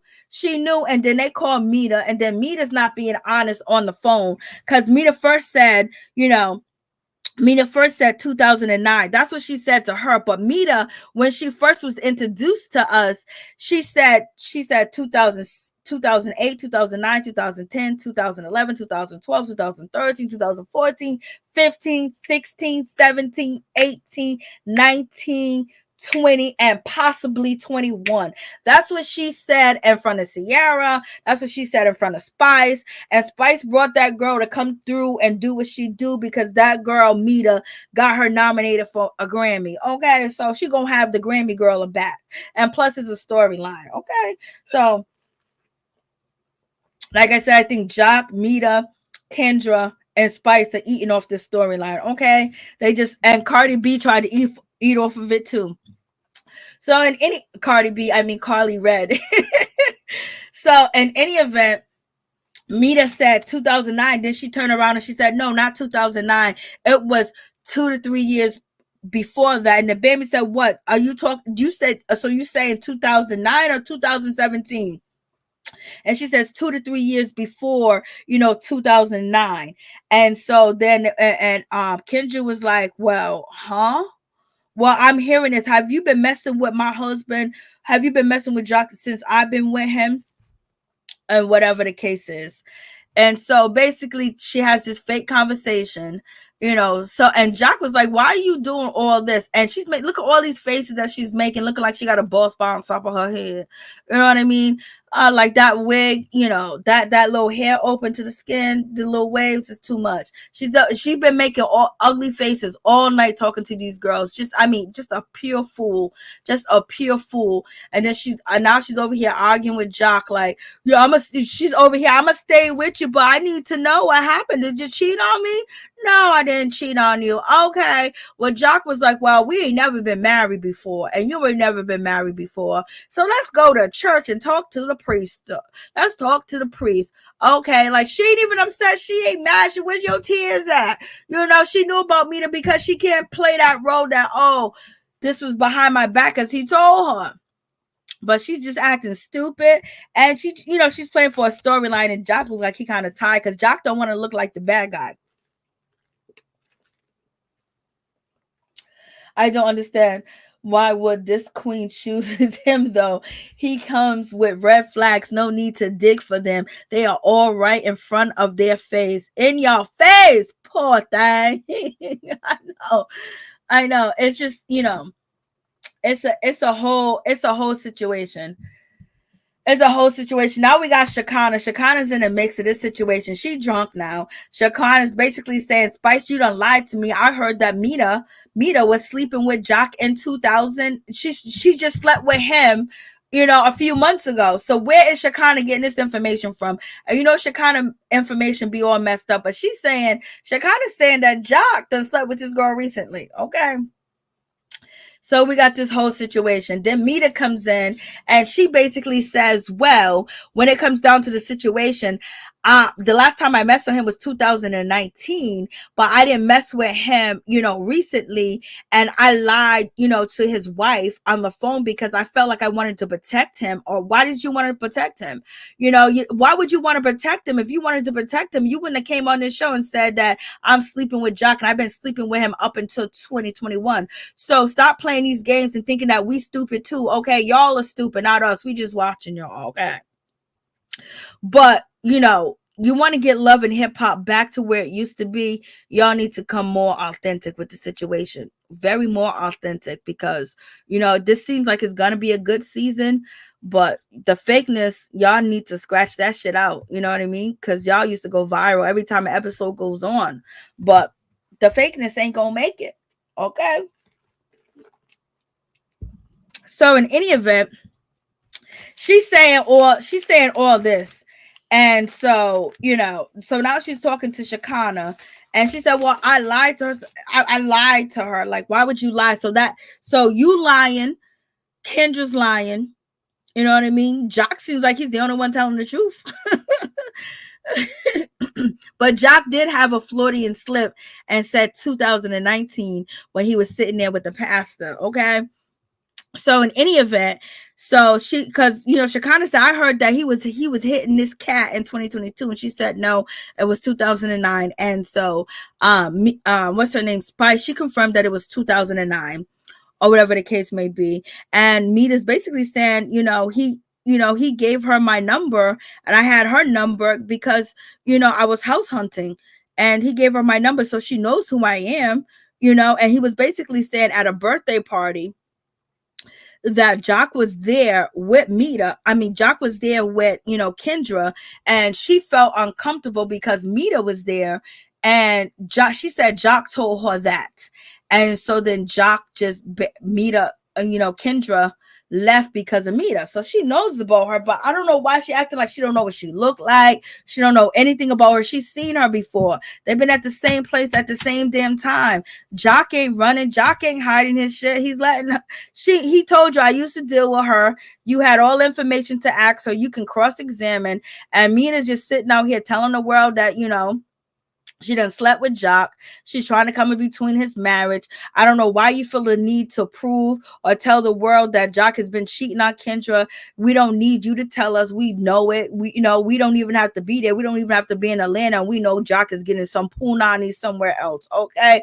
That's his MO. That's who he is. And if his thing is still working, he's still going to be using it, you know, each and everywhere he may want to go use it. So now she's basically said, I feel like, you know, Kendra is lying to her friends. She's lying to everybody. You know, she got Bambi. She has, you know, Erica on her side. Like, why do you care? Why are you running your mouth? Like, girl, you want to break up his relationship. You want to be back with him. You want to hurt everything that he built with the girl, because basically it didn't work out between you and him. And so now, you know, you need something to do. You want to jump on the TV show. So you've been watching, you've seen what he does to his baby mamas. You see how he done did each and every woman on this show that he has messed with. And you decides to come out the dark and tell the world like I'm messing with Jock. Like what? I mean, like, okay, he good at licking, he good at sticking, and you know, she's basically bragging about him being good in bed and he do that thing he do and all this other stuff. So you just play yourself out for some sex, girl. You can't find nobody else to do it better. You can't find no love. You can't find nothing else but mess with somebody else's relationship. You should be ashamed. You ain't even 18. You ain't even in your fucking 30s. You in your 40s on TV acting like a thought and basically trying to ruin somebody else's relationship, chasing out a man that you know that won't do right by you either. You know, so you're gonna try, like, this is just sad. This is very, I mean, like, this is crazy. I don't understand. Yes, this season is wild and toxic. Yes, Webb. Yes, it is. And at this point, I would not be surprised if he gets revealed that they had a damn threesome at this point. Oh my God, that's a good point. That is such a good point, girl. That is such a good point because I didn't even think about that. Oh, Lord. That might just be the icing on the cake that we gonna need. And Ciara still treating her man like shit. When he leave you, you gonna be crying. You ain't gonna get right. And so we get down to this situation where we get to, you know, Spice fashion show. And it's going all the way down. This whole situation. It's going all the way down. Bambi, she's there. She's already feeling a certain type of way because of this whole Meda situation. And, you know, girls that are married, women that are married and things of that nature, and someone in a serious relationship, they don't like side bitches coming around. They don't like side chicks coming and coming up on shows like this because, you know, if it happens to somebody that you cool when you rolling with, it can happen to you. So therefore, you're supposed to nip this shit in the butt. And this is how back in the day, like the OGs on the show used to stick together. Like, nah, you ain't gonna come in here and cause all that. We're gonna stop you at the door, baby. So she's there. Erica Mena's there. And you know, Shekinah's being so ratchet, and Shekinah's being like, Shekinah feel like the girl's getting bullied. How's the girl getting bullied, Shekinah, when she's out here basically telling everybody, telling your big mouth fast and everybody else and announcing that, oh, I used to sleep with Jock, I used to be with Jock, like that's your claim to fame is Jock. Like we ain't got nothing else, you ain't got nothing else going on. You don't got no other niggas that you mess with, you don't got no other dudes, you don't got nothing else, you just got Jock, your claim to fame, and you still hook up on this dude. Like, girl, what is wrong with you? So Shekinah feels like Bambi and Erica are bullying, you know, Kendra. Nah, like we don't like you chicks coming out like this, okay? Disrespect, you know. Meet me at the mall. Meet me at the mall, baby, and tell me what's going on. Meet me at the mall. It's going down. Meet me at the mall and tell me that, hey, listen, this is happening. I'm coming on. Yo, let's just talk about it. We adults. He ain't with you for her to be doing what she's doing, and she wants to come in between and she wants to break them up, or she wants to prove to the world that, you know, Kendra is okay with him cheating. You was okay with him cheating because he cheated on you. He was married when you first got with him. He was married to his first wife. Like, Lord. And so, you know, you got this whole situation. I mean, this situation is just all the way, you know, Shekinah is announcing, you know, who's walking down the fashion show. And then she decides to bring Meda out. She brings Meda out and basically saying, this is Jock's ex-girlfriend. You see why he loved her. You see why he does this and you see why he does that. Shekinah, you better be glad that, you know, this ain't the old Love and Hip Hop, because you would have got popped. Okay, you would have got popped in your mouth trying to be like, you can see why he loved her. You can see why he was with her. You'd have got popped. If this is old Love and Hip Hop and that was somebody, baby daddy or boyfriend, they would have popped you right in your mouth. And Shekinah wouldn't have did it. She would have got popped in her mouth.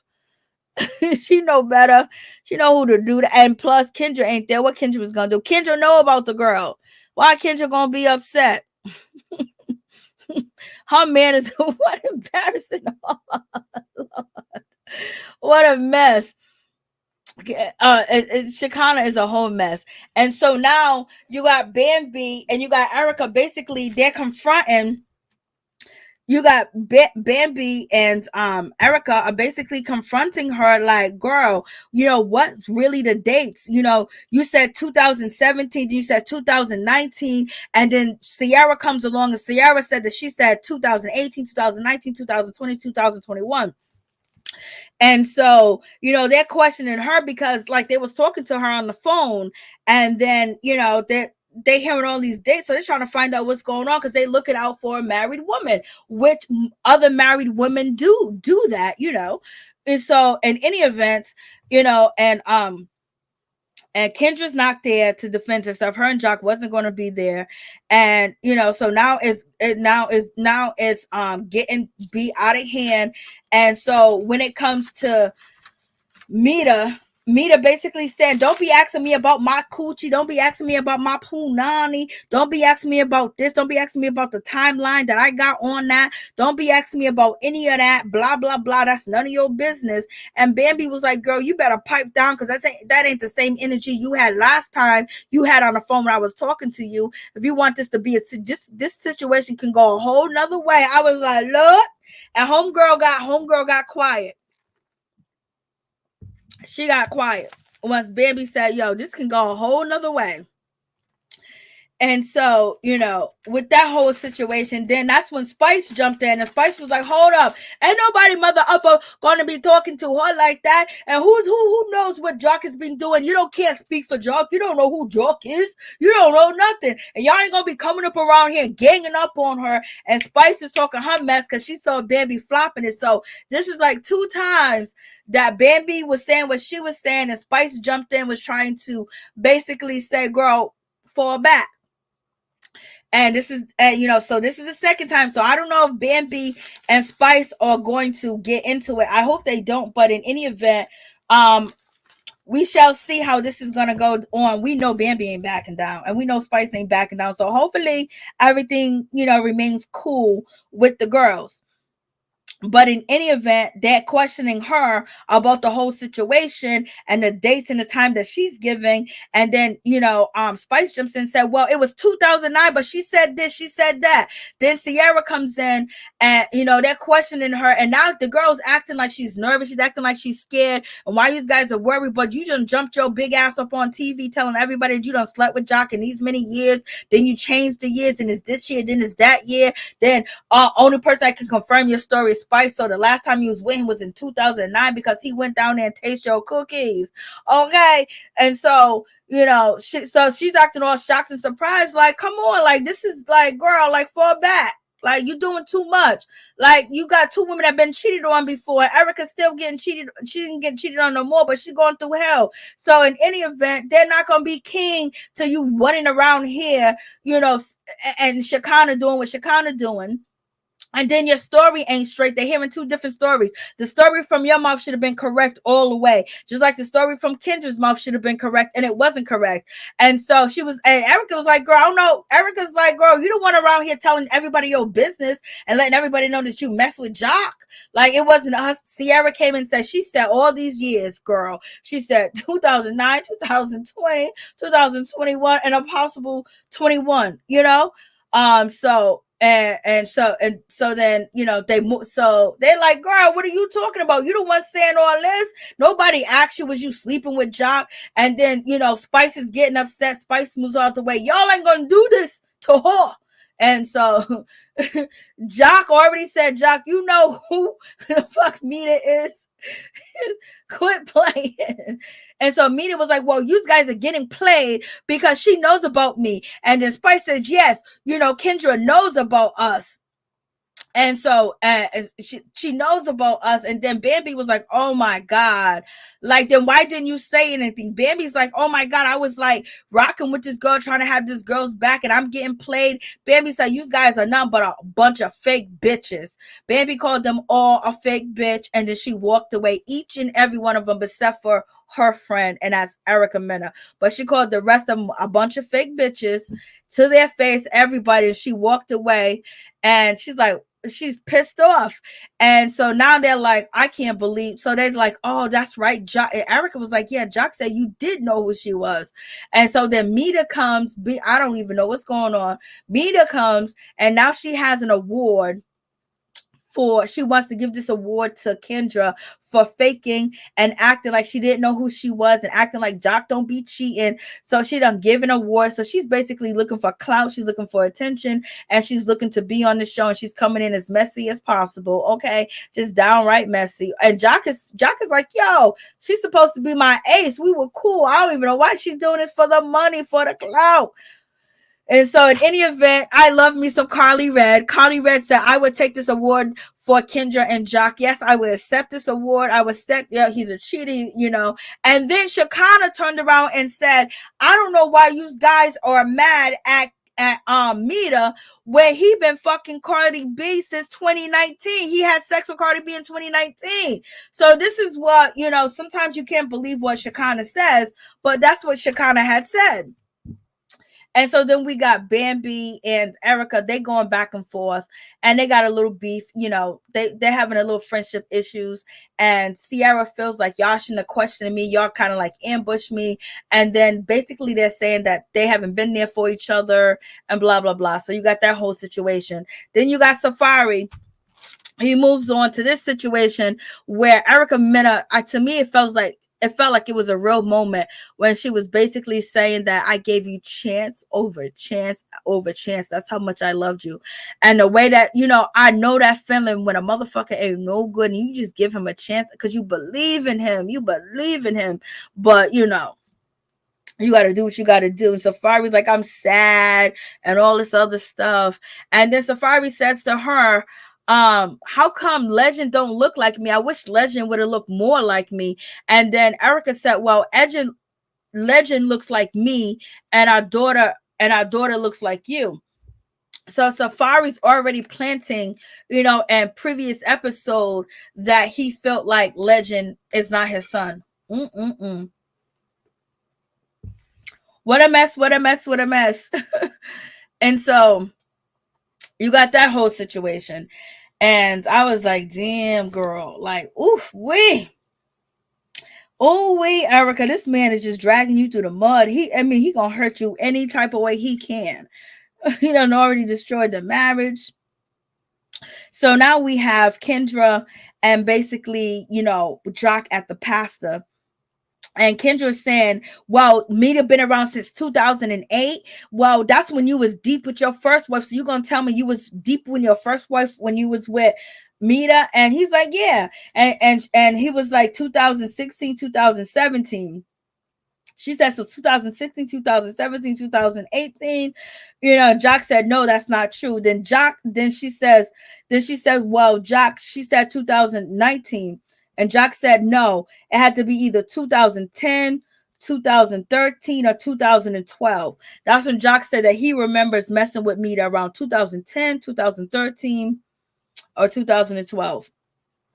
Then Kendra says, well, that's not what she's saying. And the pastor asks, you know, Kendra, did you know of this girl? And then she says, yes, he told me of the girl. You know, he gave me her number. And he said he used to F with her a long time ago. So he told you about her. He gave you her number. You had her number. You called her. You know what she looks like. You know everything about her. And so I guess she didn't want to lie to the pastor. But, you know, now she's admitting everything she knew. But you could have got clarity. Then she was upset about Karlie Redd.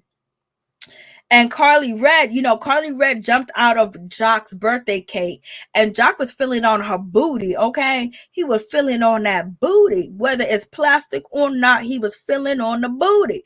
And then, you know, Karlie Redd says that Jock whispered in her ear to go to the hotel with him.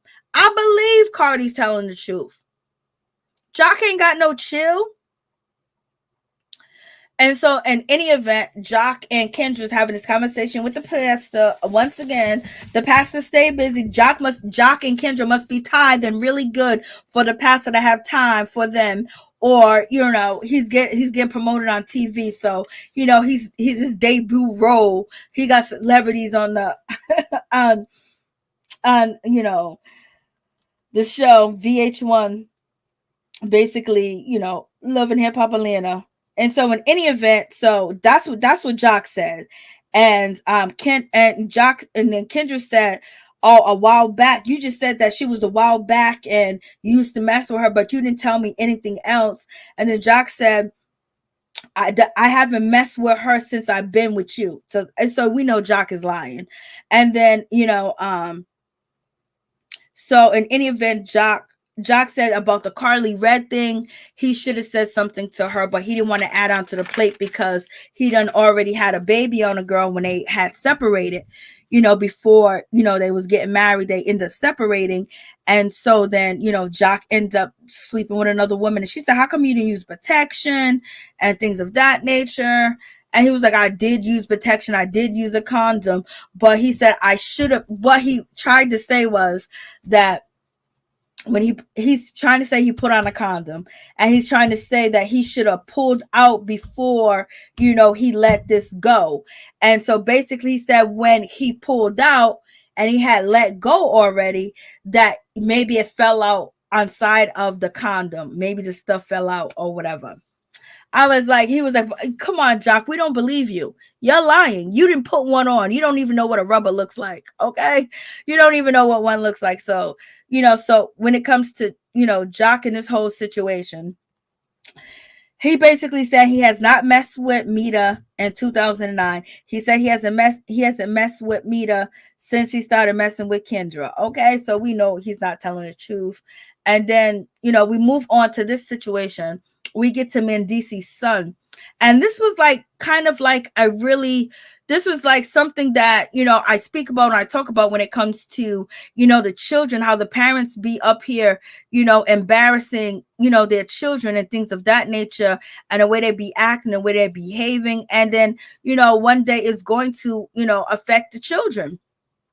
And so little Mendeecees, he basically talks to Yandy about, how it has affected him, the things that went down when Yandy and Mendeecees was like, they had timelines. Joe Budden and everybody used to just cover the Mendeecees and Yandy story. It was crazy. They had the timeline with this baby mama, that baby mama, this and that. When he did this, they even had a voice for it. It was like, and Mendeecees. Mendeecees was out here getting it in, y'all. Lord. And so in any event, we get to little Mendeecees, and he's basically sitting down there and he's having a conversation with Yandy, and he's telling Yandy about, what went on. So basically the conversation starts off because his mother, she's engaged. Samantha's engaged. And so, Mendeecees want them to all hook up and have dinner, and he thinks it's too soon, and Yandy thinks it's too soon, and they're not ready to have everybody come together, but Mendeecees is. And so little Mendeecees says, when he's talking to Yandy, he's like, Mendeecees doesn't know how hard it was and how bad it was when he went away, how things changed, how things were different. And also he's like, my father wants it to go back to the way it was. Like, he don't understand what we went through when he left. So little Mendeecees was being told that he got to be the man of the house because the father's going to jail. And so, he's explaining that, Mendeecees doesn't understand the difficulty that they went through, even though Mendeecees went through difficult too. Life was different for them out here. Everything was different. They probably wasn't getting money like they was getting when Mendeecees was out here, because now Yandy got a budget and everything's, Yandy got to do whatever she got to do to keep the feds away. And so, and then, they show up when his mother Samantha was fighting, and he talks about, how hard it was, to see my mother when my mother got physically touched. And, that got to be a difficult situation for a kid to have his father with this woman and the other woman, which is his mother, to see her get physically touched on TV, how hard that was to see, how hard that was, for my friends and for my friends to talk about and what I went through. That was really difficult, and just having my mother being touched like that, when someone attacks your mother, especially a young boy like that, you want to take their head off. Like you're mad. Like, why is this happening? But little Mendeecees is a very smart, very, very intelligent kid. or a young man. He's really, really proper. He knows how to express himself. He knows how to talk. He has compassion. He has empathy, and he has love, and he has forgiveness in his heart as well. And he has desires to be successful. He's like a good kid. He's a good kid. Samantha did a good job. Yandy did a good job. Mendeecees did a good job. And plus, I think he was honor roll or student of the month or whatever the case may be, or student of the week. And so he tells her that it was so difficult, that having my mother touch, I know that'll be difficult because, I'd be so mad. My mother physically touch and have my family see that and me see that. And, and Yandy says, I'm sorry for that. And little Mendeecees says, I appreciate that. Then little Mendeecees said, this was hard, this was hard. And, we never even talked about what happened. We never even talked about, went on. We never talked about what happened, what went on. And this is the first time we're actually having this conversation. And Yandy's like, basically, I'm grateful that we're past that. And, we never did talk about that situation, but I wish,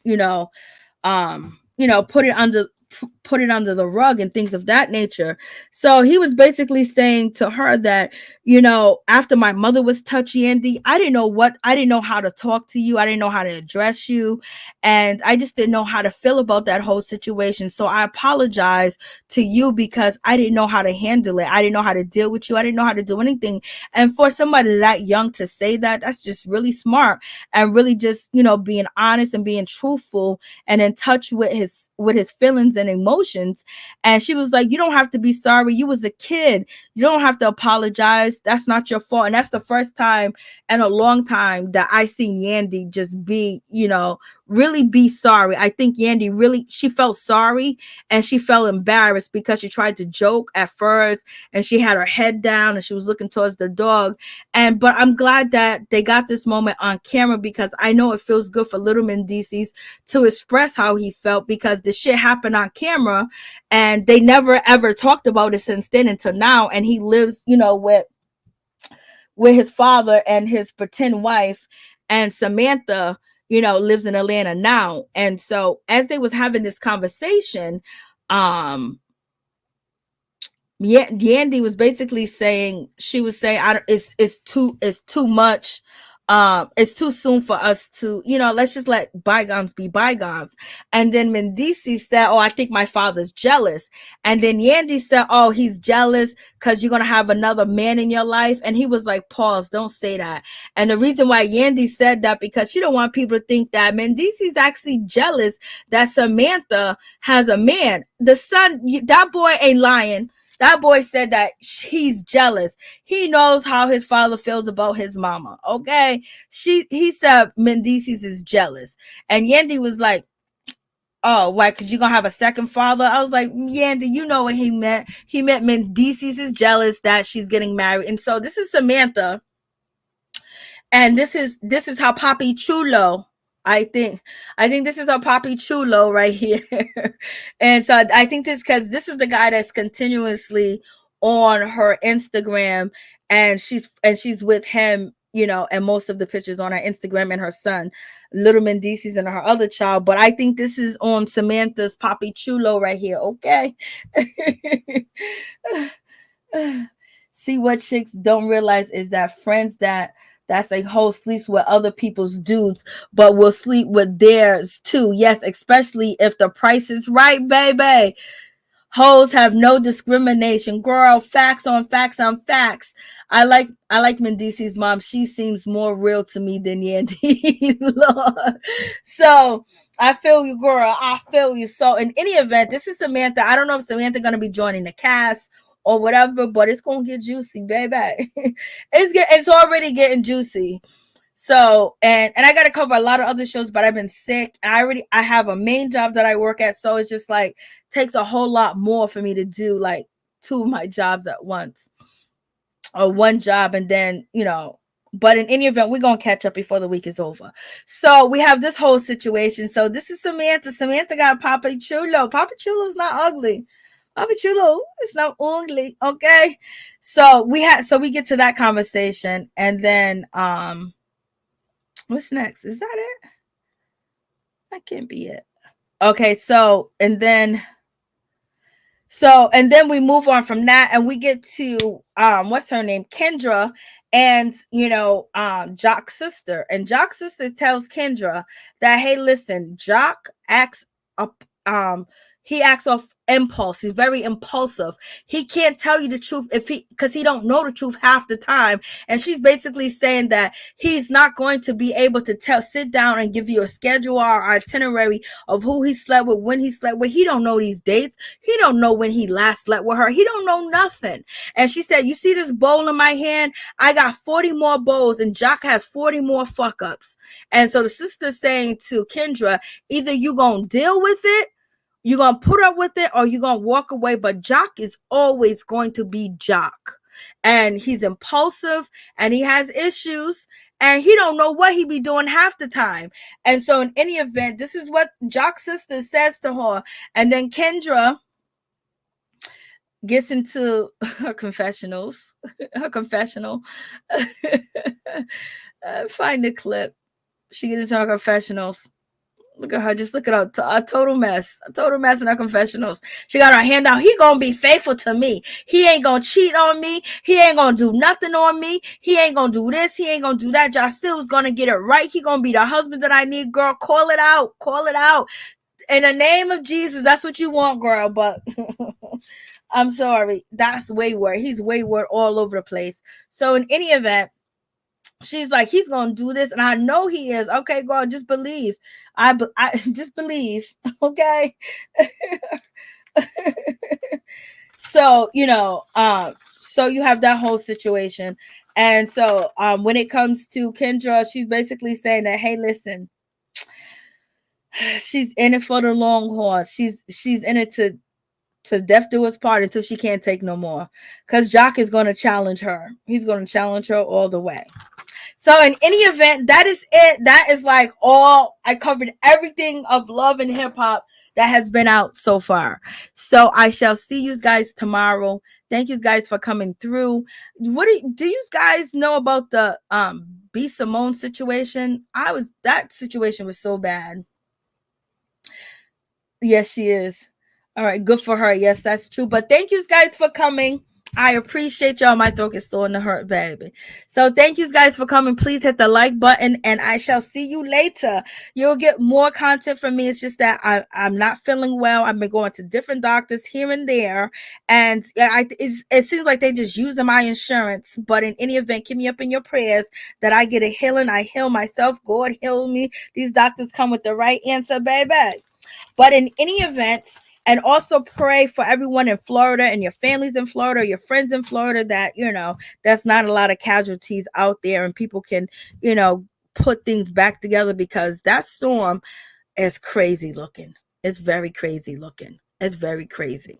So in any event, much love to each and every one of you guys. Thank you for coming through. May God be with each and every one of y'all. May y'all have peace, protection, and power. My peeps, my peoples. You got to be a part of my team and appreciate, or, hear from me. I'm sending them prayers out to the people that rock with me. To the haters, that message is not for you. Okay. Much love to each and every one of y'all. Y'all have safe travel on the highways and the byways. Okay. May God be with each and every one of y'all. And tell your people that you love them and reach out to them, because, baby, there's some people going through hell right now and scared. Peace and love.